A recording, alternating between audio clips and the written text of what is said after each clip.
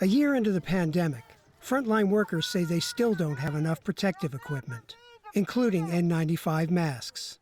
COVID-19 intensive care nurse Mary Turner says she still gets just one per shift, instead of the recommended one per patient. You can't imagine how much we've had to fight for something this basic this past year.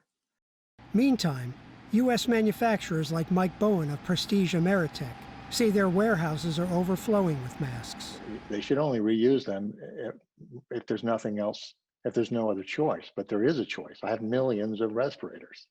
Everyone's saying there's a shortage, yet I am drowning in respirators. At the start of the pandemic, the U.S. and most of the world were heavily dependent on China for protective gear. The federal government directed U.S. manufacturers to produce more masks, and they did. In 2019, we sold about 75,000 respirators per month.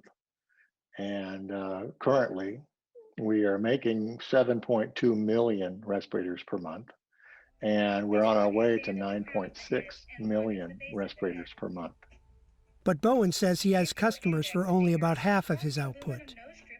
An Associated Press investigation has found the logistical breakdown is due to federal failures over the past year to coordinate supply chains. Chester Trey Moeller was acting deputy chief of staff at the CDC in the last months of the Trump administration. He says the agency responsible for certifying masks did not do enough to connect healthcare providers with manufacturers. We have the capacity to get those out to the hospital systems all across the country, and it's just not being done right now. It's infuriating. The American Hospital Association says some hospitals in the midst of COVID-19 surges are using the masks faster than the supply chain can replace them. Others are loath to trust masks from unfamiliar suppliers.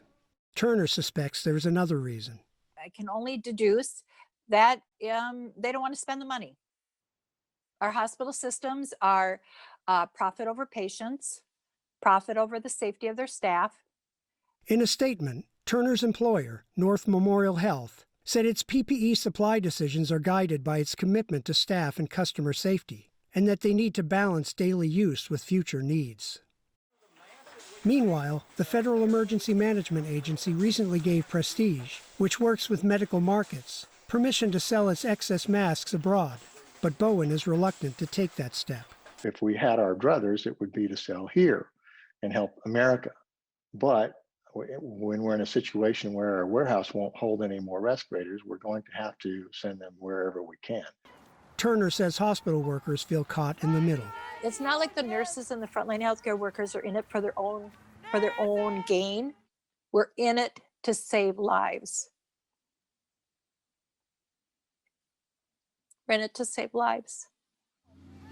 And we shouldn't be penalized because of that. Alan Breed, Associated Press.